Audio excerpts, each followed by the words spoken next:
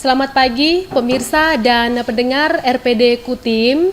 Halo, apa kabar Anda pada pagi hari ini? Senang sekali kami hadir menjumpai Anda di Talkshow Cerdas, Ceria, dan Dahsyat. Ya, pemirsa dan juga pendengar RPD Kutim, hari ini kita akan berbincang-bincang bersama dengan salah satu dinas di Kabupaten Kutai Timur adalah Dinas Pengendalian Penduduk dan Keluarga Berencana Kabupaten Kutai Timur. Dan pendengar, sebelumnya kami mengundang Anda untuk bergabung bersama kami di YouTube kami di rpdkutim.com atau juga bisa mendengarkan kami secara langsung di 99.4 FM atau juga melalui streaming kami di rpd.kutaitimurcup.co.id. Ya, selama acara ini berlangsung saya akan memandu acara ini, saya Esther Pakabu, dan akan menyapa langsung narasumber kita yang sudah bersama-sama kami pada saat ini, Bapak Junaidi SH MSI. Selamat pagi Pak Junaidi. Selamat pagi. Apa kabar hari ini Pak? Alhamdulillah sehat. Ya, Pak Junaidi, kita tahu bahwa Bapak bukan baru saja tetapi belum terlalu lama berada di Dinas Pengendalian Penduduk dan Keluarga Berencana. Tapi saya percaya Pak Junaidi punya kemampuan. Ya, Pak Junaidi mungkin bisa bercerita dulu sedikit nih Pak. Ya, alhamdulillah, terima kasih. Selamat pagi untuk semua. Kita bisa hadir semua di tempat ini. Kurang lebih 3 bulan ya kita berada di tempat ini. Tentu ada beberapa inovasi yang ingin kita lakukan di tempat ini dalam hal penanganan kegiatan-kegiatan bangga kencana maupun program stunting gitu. Isu terkini yang ada di Kabupaten Kutai Timur adalah angka stunting begitu tinggi, 29% menurut SKI dan PPGM sekitar 65% seperti itu. Artinya dari akar masalah itu ada beberapa hal yang ingin kami pertajam ke depan dalam program di DP2KB yang berhubungan dengan stunting yang utamanya seperti itu. Karena ini merupakan program nasional juga dan harus kita jemput menjadi program di tingkat kabupaten seperti itu. Dan teman-teman di bidang sudah kita persiapkan perencanaannya di anggaran perubahan untuk satu padu ya, siapa berbuat apa, siapa melakukan apa sesuai dengan tugas pokok dan fungsinya masing-masing, harus satu arah kita dalam hal percepatan penurunan stunting di Kabupaten Kutai Timur. Itu hal yang strategis di awal akan kita genjot dulu ya di akhir tahun 2024 ini seperti itu. Baik, sebelum kita membahas program-program yang ada di Dinas Pengendalian Penduduk dan Keluarga Berencana, kita juga ingin tahu di DPPKB ini ada berapa bidang dan membidangi apa saja. Silakan Pak Junaidi. Baik, jadi sebelum kita membahas lebih jauh tentang program yang ada di Dinas Pengendalian Penduduk dan Keluarga Berencana, tentu di dinas ini itu ada 4 bidang ya, ada 4 bidang dan 1 sekretariat. Bidang yang pertama adalah bidang keluarga berencana. Ini dia menanganin khusus untuk misalnya alat kontrasepsi dan seterusnya, itu akan diberikan pembinaan-pembinaan para bidan itu ya yang ada di lapangan begitu, audit kasus stunting dan seterusnya begitu. Terus yang kedua adalah bidang pengendalian penduduk ya. Bidang pengendalian penduduk ini menyangkut masalah data. Jadi data-data tentang kependudukan kita itu diolah secara khusus di sana. Ada tim kita yang menangani di sana, para operator kita. Yang ketiga adalah bidang pergerakan dan penyuluhan. Jadi lini lapangan kita itu, pola pembinaannya itu ada di sini. Walaupun lini lapangan itu seperti penyuluh itu adalah tanggung jawabnya BKKBN ya, pegawainya di sana. Tapi untuk di tingkat kabupaten ini ada di sini, di pergerakan dan penyuluh ini untuk pembinaannya. Sedangkan bidang ketahanan dan kesejahteraan keluarga, ini yang menangani secara khusus masalah stunting di Kabupaten Kutai Timur seperti itu. Jadi secara spesifik harga nas dan seterusnya itu ada di bidang ini.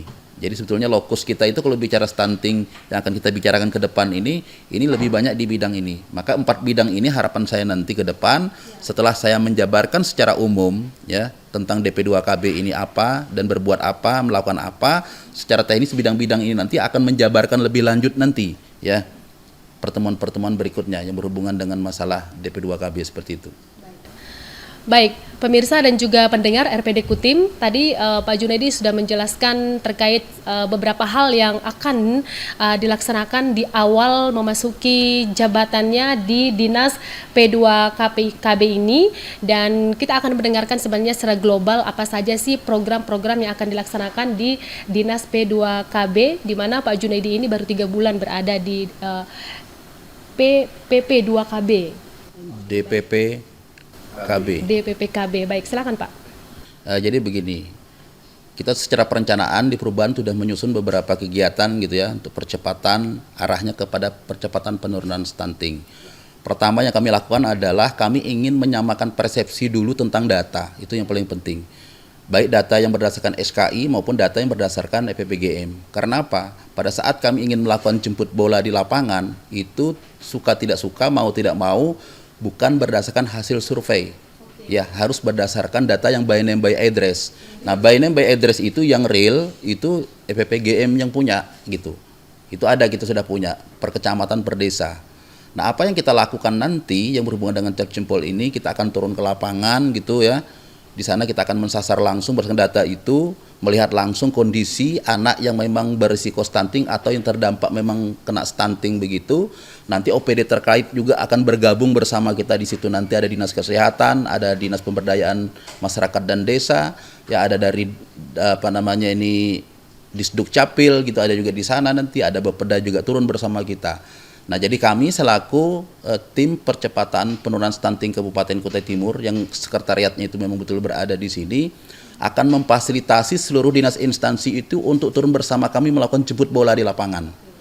Nah, batasan tim kabupaten itu ke depan hanya sebatas di lingkup kecamatan.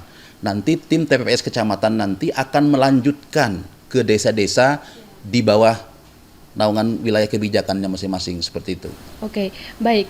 Jadi di dalam strategi percepatan penurunan stunting atau TPPS di Kutai Timur ini adalah salah satu strategi atau cara yang akan dilakukan pemerintah Kabupaten Kutai Timur melalui P2KB, seperti itu Pak, untuk menurunkan stunting di Kabupaten Kutai Timur. Tadi Pak Junaidi sudah mengatakan bahwa perlu ada koordinasi bersama dengan berbagai stakeholder, seperti itu.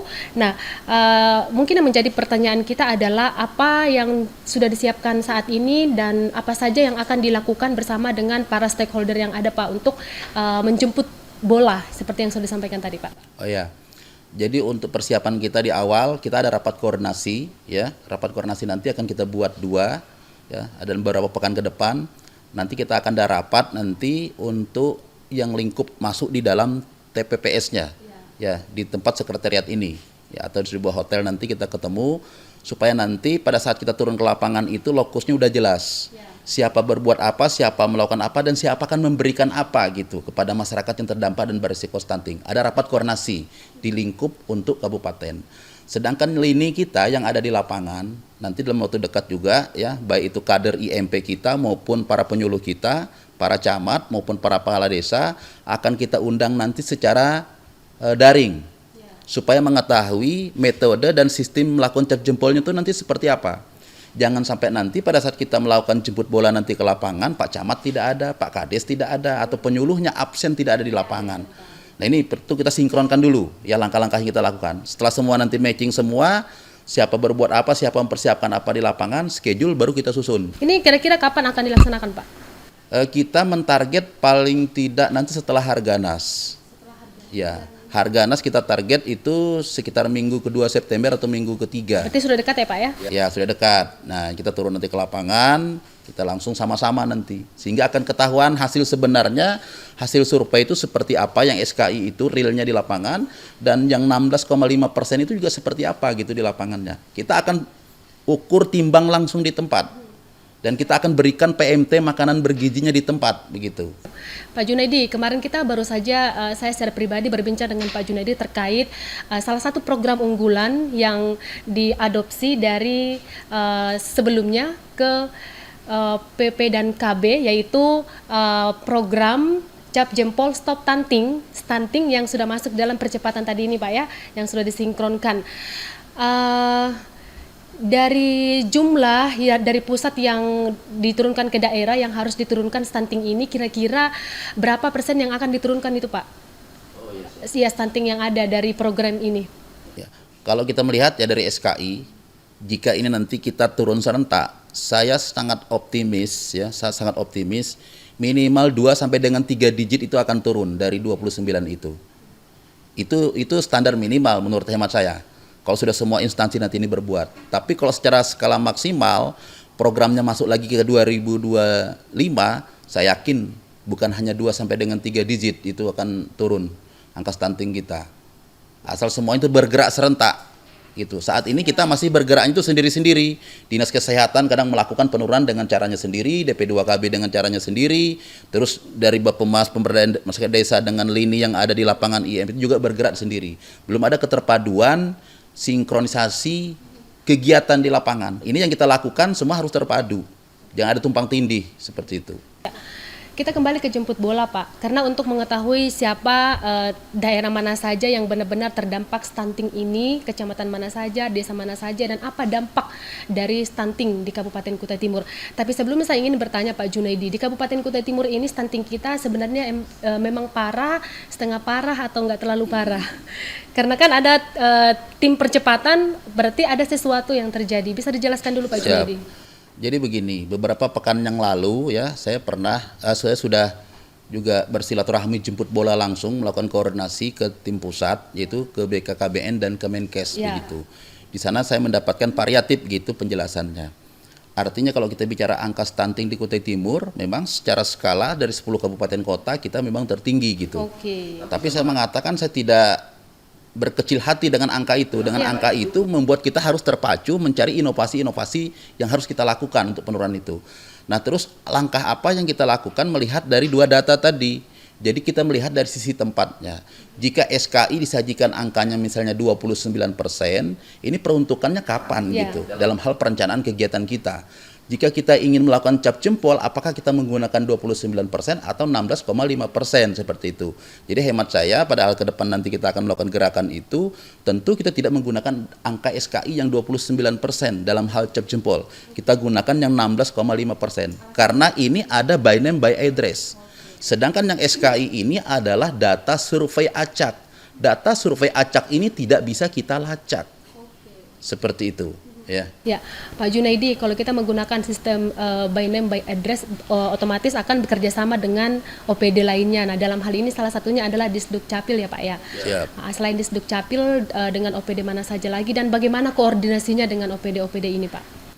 Pertama saya katakan dinas mana saja yang terkait dengan data ini ya. Yang paling utama itu sebetulnya dengan Dinas Kesehatan. Dinas Kesehatan. Karena kalau kita bicara misalnya data SKI maupun PGM ini itu hanya satu pintu yang mengeluarkan itu dari Dinkes datanya dari sana. Jadi tidak ada di tempat lain. Nah sekarang pertanyaannya dengan Disduk Capil seperti apa? Kita mengambil data pembanding. Saya kemarin sudah mengambil sebuah rekap dalam bentuk angka di Disduk Capil itu bahwa jumlah balita itu sekian jumlahnya dari 0 tahun, 1 tahun, 2 tahun sampai dengan 5 tahun. Umur 2 tahun semuanya sasaran stunting ada sekian jumlahnya. Artinya pada saat kita melihat data dari PGM itu 16,5% ada sudah by name by address-nya, kita lihat nanti angka yang ada di sistem sekian, berarti kita akan lihat berarti ada sekian banyak lagi anak yang memang tidak terdata di aplikasi itu, boleh jadi memang tidak terdata di Posyandu. Di Posyandu, oke. Seperti itu. Makanya ini semua harus masuk gitu. Siap. Kita sudah masuk di Posyandu ini Pak. Padahal tadi sebenarnya kita belum nyampe ke sana. Oke, baik. Siap. Karena salah satu penunjang untuk menurunkan stunting di Kabupaten Kutai Timur adalah memberdayakan mereka yang akan terjun langsung di lapangan. Salah satunya adalah melalui Puskesmas, kemudian juga Posyandu. Ini juga sebenarnya Pak Junaidi sudah menyampaikan beberapa waktu yang lalu. Bagaimana ini Pak kerjasama dengan para pekerja-pekerja di lapangan yang mereka turun langsung ke lapangan Pak, pembinaan dari PP dan KB sendiri. Nah ini sangat menarik ya. Saya ada beberapa pelatihan yang lalu, saya terjun langsung gitu. Baik itu para bidan, para kader IMP maupun para penyuluh, saya hadir di sana. Saya mendengar begitu banyak curhatan teman-teman di lapangan untuk bekerja. Satu di antara yang terpenting, Pak, ini untuk kesejahteraan kami kurang. Pak, ini kami kesini Pak jangkauannya susah. Jadi hari ini ada beberapa yang ingin saya jawab dari itu, khusus untuk tenaga penyuluh kita, dari 43 orang tenaga penyuluh kita, hari ini itu sudah kita berikan satu unit sepeda motor masing-masing untuk melaksanakan tugas dan kewajibannya, sudah kita kasih support fasilitas laptop masing-masing yang terbaru, dan juga sudah kita kasih uang transport dan uang pulsa setiap bulan. Itu kita serahkan kepada para penyuluh kita. Terus pertanyaannya yang menjadi PR sekarang adalah para kader. Kader ya. Nah, kader ini kemarin saya coba ingin teman-teman di bidang KS itu menyusun sebuah perbup yang berhubungan dengan stunting. Karena apa? Tidak semua para kader ini nanti semuanya dibiayai dari DP2KB. Maka kita menggunakan nanti beberapa instansi. Satu diantaranya adalah Dinas Pemberdayaan Masyarakat dan Pemerintahan Desa. Karena dia yang membawahin ini semua. Anggarannya ada di DD dan di ADD kan seperti itu. Cuma permasalahannya sekarang apakah desa tidak bisa membayar? Bukan tidak bisa membayar, dia bisa membayar, tapi regulasi aturannya ini yang dibutuhkan beliau sekarang. Nah saat ini kita sudah menyusun itu draftnya. Ya mudah-mudahan nanti di bagian hukum itu bisa secepatnya clear gitu, and clear, sehingga 2025 tentang kesejahteraan para kader IMP, imunitas masyarakat pedesaan yang ada di desa itu, dia bisa maksimal bekerja, karena disupport oleh pembiayaan operasional yang memadain gitu. Oke, baik. Ya Pak Junaidi, kalau kita bicara bagaimana caranya, sebenarnya kan kalau kita bicara teknis ya Pak ya, tentang penurunan stunting, supaya tidak masyarakat tidak merasa ini hanya seremonial atau Betul. ini kita tidak menutup mata ya Pak ya. Mungkin bisa Pak Junaidi menjelaskan tentang perbedaan antara anak-anak yang memang terkena stunting atau risiko keluarga yang berisiko stunting seperti itu Pak. Karena kan mereka yang turun ke lapangan ini mereka tahu nih, mereka sudah menyasar, oh ini yang keluarga atau tempat ini, wilayah ini yang terkena stunting. Itu bagaimana mencakup semua itu Pak? Jadi gini, kalau kita ngeliat perbedaan anak yang stunting dan tidak kena stunting ya, berdasarkan rumusan ya para pakar, begitu anak lahir misalnya ditimbang, maka beratnya misalnya kurang dari 2,5 kg, berarti ini sudah catatan bahwa dia akan stunting gitu. Terus gitu lagi diukur tinggi badannya ternyata kurang dari 48 cm, maka itu juga, maka kalau dua-dua ini ada, maka anak sudah stunting gitu sebutannya. Terus apa dampak ke depan gitu ya anak-anak kalau misalnya begini kondisinya. Jadi bisa nanti dia akan ada sejenis penyakit gitu yang di masa tuanya nanti baru dirasakan. Contoh ya, alhamdulillah saya dapat juga banyak pemahaman, bisa jadi ada penyakit asam urat yang berkepanjangan tidak bisa disembuhkan, kolesterol yang berkepanjangan tidak bisa disembuhkan, bahkan yang lebih parah terkadang mungkin di usia kita sekarang ini ada yang tell me telat mikir gitu ya. Tidak peka dengan keadaan lingkungan, boleh jadi pada saat usia-usia tadi itu kita terdampak dan berisiko kena stunting. Nah kita harapkan hari ini kita sudah kondisi misalnya tell me telat mikir, tidak peka dengan lingkungan, generasi emas kita yang akan datang ini jangan lagi ikut seperti kita yang ada saat ini. Oleh ini kita harus kerja keras supaya yang hari ini tuh harus lebih baik dari yang akan datang gitu, anak-anak kita. Baru kita mengatakan 2045 itu kita bisa mencapai anak generasi emas gitu.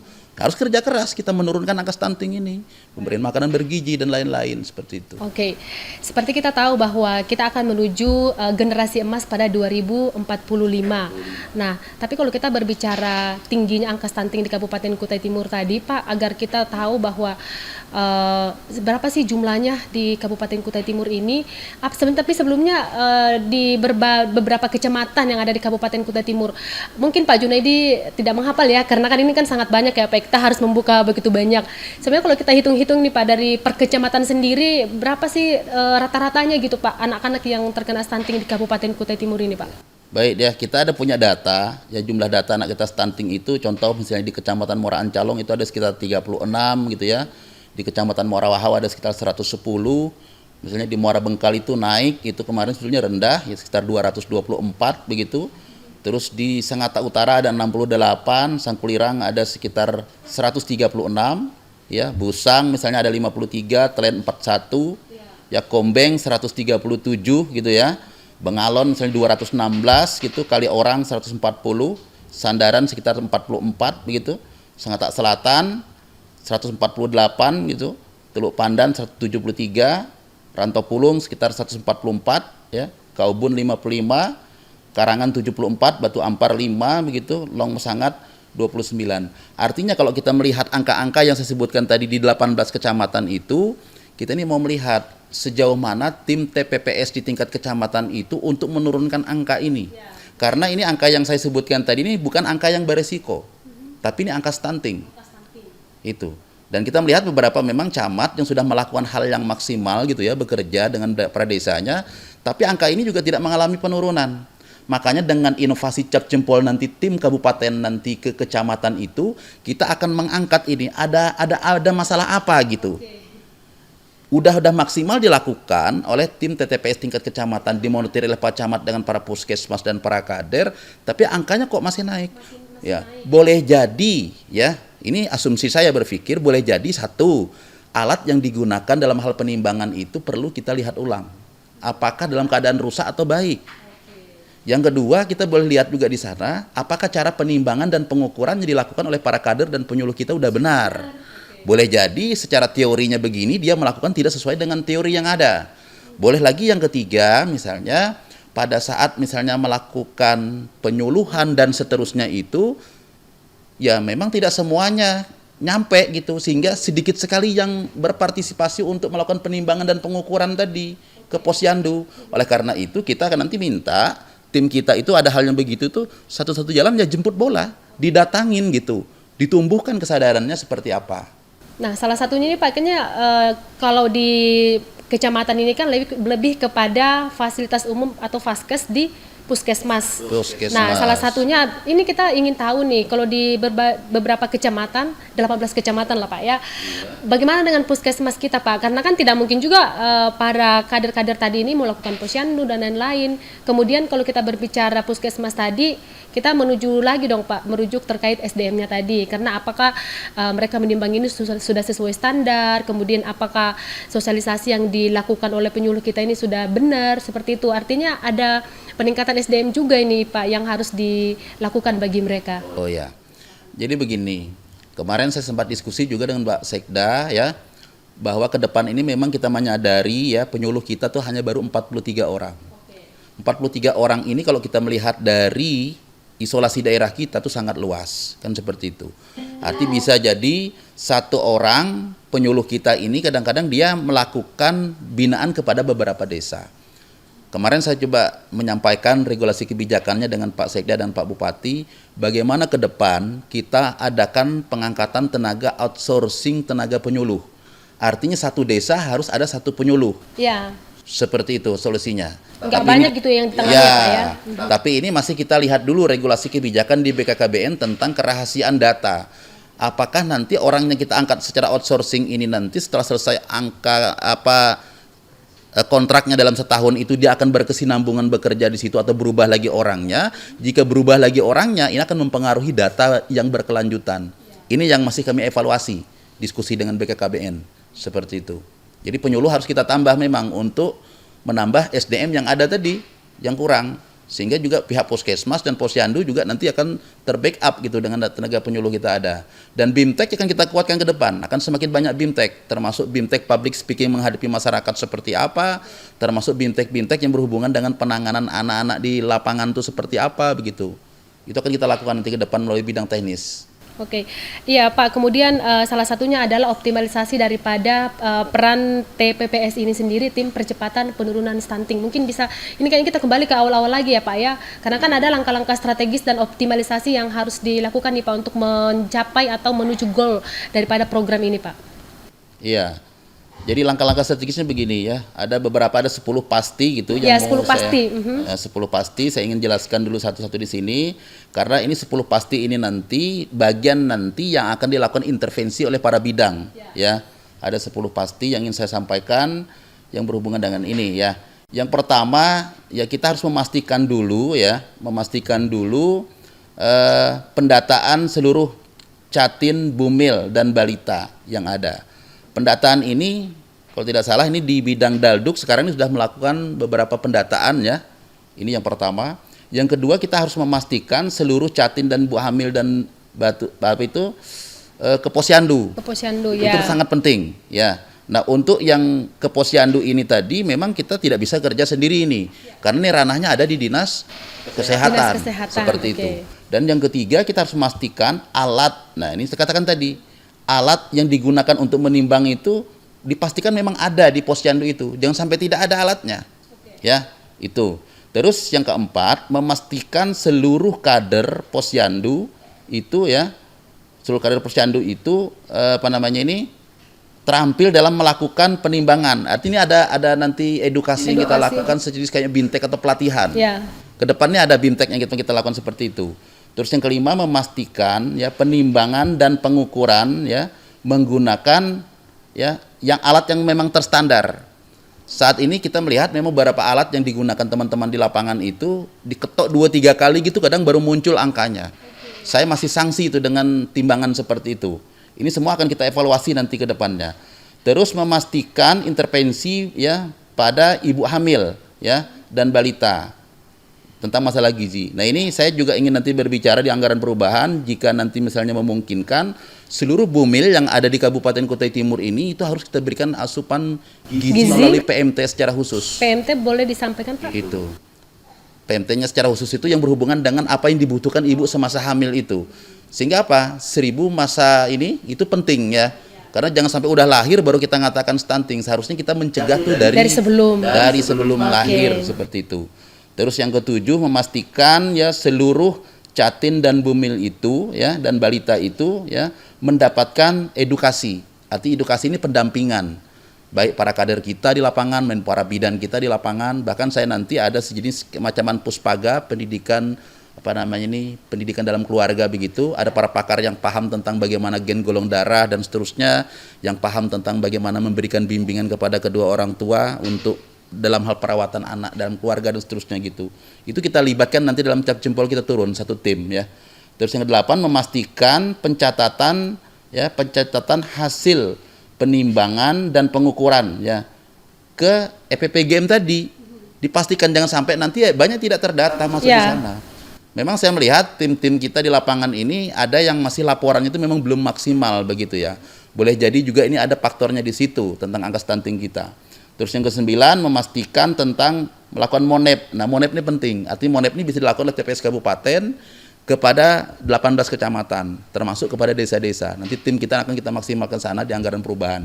Dan yang terakhir adalah memastikan ketersediaan pembiayaan. Nah ini, pembiayaan ini saya akan maksimalkan seluruh bidang itu sudah saya kerahkan khusus di DP2KB ini. Apapun bentuk kegiatannya kita susun di anggaran perubahan harus mensasar bagaimana percepatan penurunan stunting. Baik. Dan OPD-OPD terkait pun demikian, kita minta hal yang sama seperti itu. Oke, Pak Junaidi, saya rasa penjelasan tentang stunting, penurunan atau percepatan stunting di Kabupaten Kutai Timur yang sudah dijelaskan oleh Pak Junaidi, saya rasa sudah dari hulu ke hilir ya Pak ya, atau dari hilir ke hulu dulu.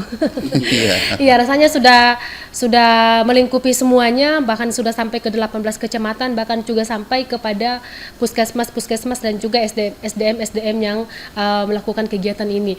Tapi mungkin sedikit kita bisa jelaskan lagi nih Pak. Tadi kan masalah alat yang digunakan.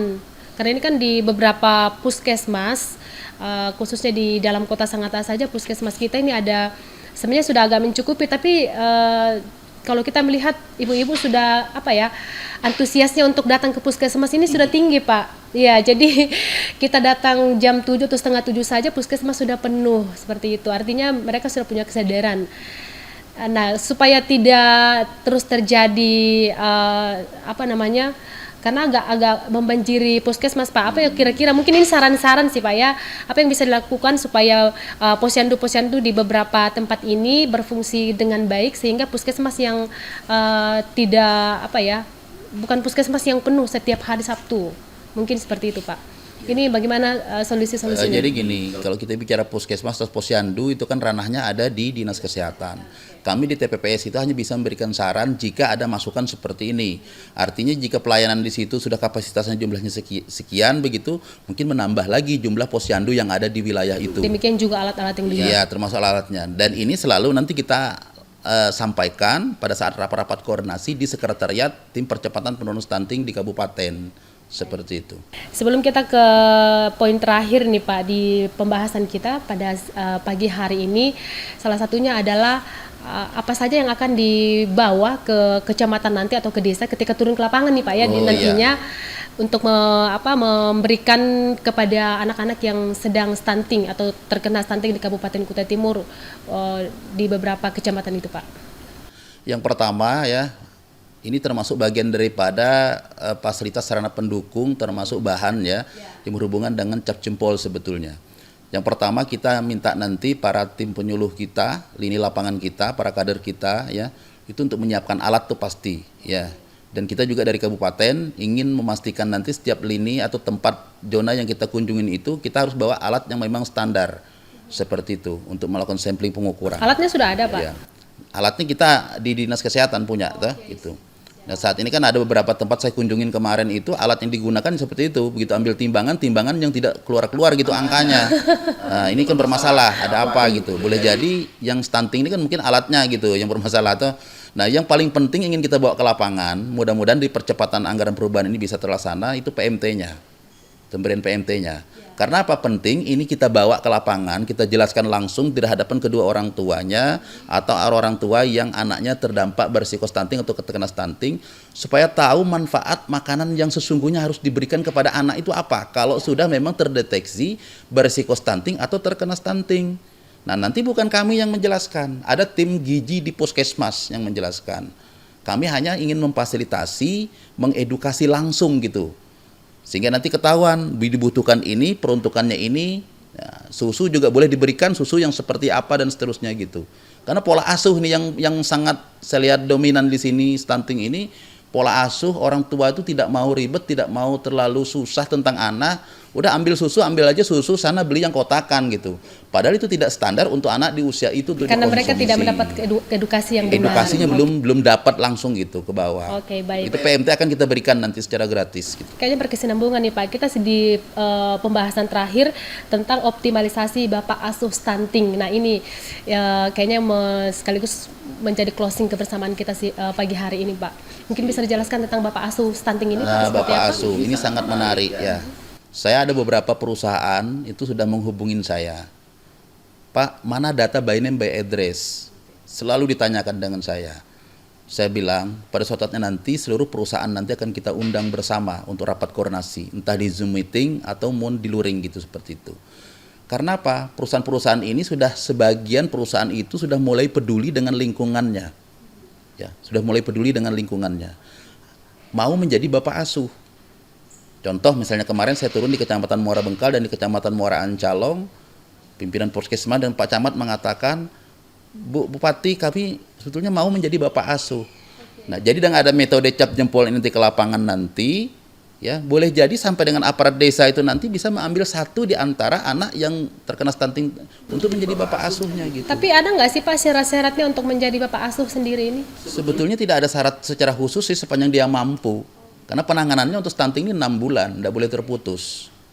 Artinya kalau mampu saja dia memberikan PMT-nya untuk penjaminan vitaminnya, itu bisa. Tapi kita tidak bisa memukul rata bahwa anak yang kurus dan pendek itu stunting gitu ya. Ada memang penanganan Bapak asuh itu yang kita butuhkan karena dia ada memang penyakit bawaan seperti paru dan seterusnya begitu ya. Ya memang harus dirujuk ke spesialis anak atau ke spesialis paru gitu penanganannya. Bukan PMT yang harus kita berikan atau vitamin. Karena itu tidak akan menyelesaikan masalah kan di situ. Baik. Pak Junaidi, terima kasih atas kebersamaannya bersama dengan RPD Kutim di Talkshow Cerdas, Ceria, dan Dahsyat. Oke, ya, baik pendengar, demikianlah perbincangan kami sekali lagi bersama dengan narasumber kami pada hari ini, Kepala Dinas Pengendalian Penduduk dan Keluarga Berencana, Bapak Ahmad Junaidi, SH MSI, terkait strategi percepatan penurunan stunting di Kabupaten Kutai Timur. Jangan lupa sekali lagi saksikan kami di YouTube rpdkutim.com dan di frekuensi kami 99.4 FM atau juga melalui streaming kami di RPD Kutim, rpd.kutaitimurcup.co.id. Ya, baik pemirsa, di akhir kebersamaan kita juga akan mendengarkan harapan dalam closing statement dari Kepala Dinas Pengendalian Penduduk dan Keluarga Berencana Kabupaten Kutai Timur, Bapak Ahmad Junaidi, SH MSI. Silakan Pak. Baik, sebagai penutup saya ingin menyampaikan artinya pekerjaan penurunan stunting di Kabupaten Kutai Timur ini adalah kerja bareng, bukan kerja sendiri, itu intinya. Artinya jika semua OPD terkait yang berhubungan dengan pencegahan dan penurunan stunting ini bekerja serentak, siapa berbuat apa, siapa melakukan apa, saya yakin dan percaya target kita akan tercapai intinya di situ. Ya, itu yang paling penting. Yang kedua, saya yakin dan percaya jika seluruh OPD yang ada itu menyusun programnya memang betul-betul menyasar pada program nasional yang juga merupakan program isu di daerah yang sangat penting, saya yakin tim TAVD tidak akan pernah mencoret atau menolak anggaran.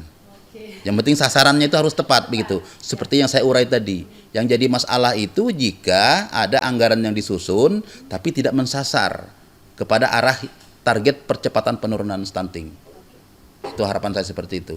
Dan saya terima kasih. Artinya semua sudah bisa berpartisipasi dalam hal penurunan stunting ini, bukan hanya bicara OPD, termasuk media juga. Karena apa? Dengan hadirnya media ini juga turut nanti memberikan pemahaman dan kesadaran kepada masyarakat apa itu stunting, apa dampak dan risikonya kalau anak terkena stunting. Seperti itu. Ya, sebelum kita tutup talkshow cerdas, ceria, dan dahsyat, kita mau mendengarkan dulu jargon dari Dinas Pengendalian Penduduk dan Keluarga Berencana Kabupaten Kutai Timur. DPPKB berencana itu keren. Stop stunting, turunkan, tuntaskan.